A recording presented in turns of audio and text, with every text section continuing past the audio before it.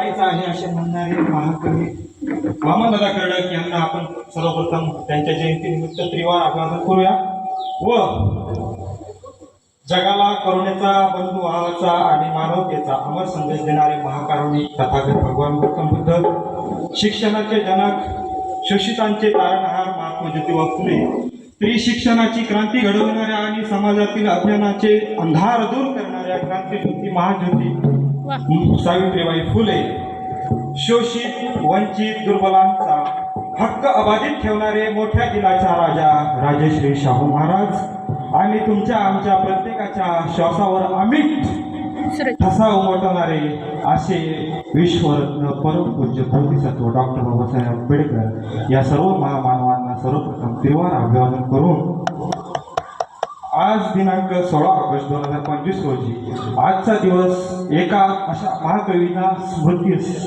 अभिवादन करण्याचा आहे। त्यासाठी आम्ही सम्यक विद्यार्थी आंदोलन नाशिक तर्फे वादळवारा कवी संमेलन व महामानवाला सुरांचा अभिवादन असा एक छोटेखानी कार्यक्रम आयोजित आहे। त्यासाठी जमलेल्या सर्व मान्यवरांचे मनापासून आभार व्यक्त करून आजच्या या कार्यक्रमाचे ज्यांच्या लेखणीतून क्रांतीचा झुंकार घुमला, ज्यांच्या गीतात अन्यायाविरुद्धचा संताप होता, ज्यांच्या वाणीने झोपलेल्या समाजाला जाग केलं, तो महाकवी म्हणजे आपले वामनदादा कर्डक। भीम आहे माझा प्राण, भीम आहे माझा प्राण, भीम आहे माझं गीत, भीमाच्या रथाची मी एक चाकरीत।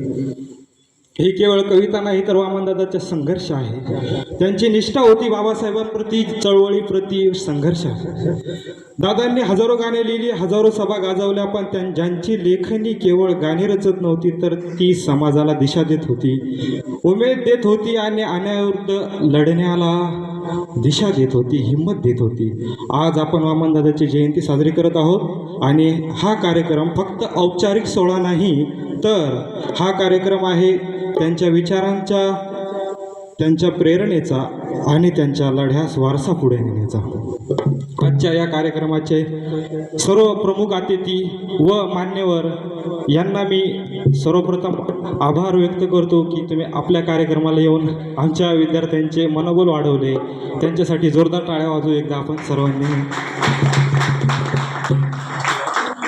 शेवटी मी एवढं सांगू इच्छितो, आपण वामनदादाची जयंती साजरी करत असताना त्यांचा लढा, त्यांची प्रेरणा आणि त्यांची तळमळ आपल्या कृतीत उतरू तरच त्यांना खरी श्रद्धांजली व त्यांच्या विचारांना प्रेरित असा आपण व्यक्ती तयार होऊ व आपण चळवळीमध्ये आपण जेव्हा काम करतो तेव्हा आपण कविता वाचून टाळ्या मिळतात, कविता वाचून टाळ्या मिळतात, पण कविता जगून इतिहास घडतो। एवढं बोलून मी थांबतो। सर्वांना मानाचा जय भीम करतो। धन्यवाद।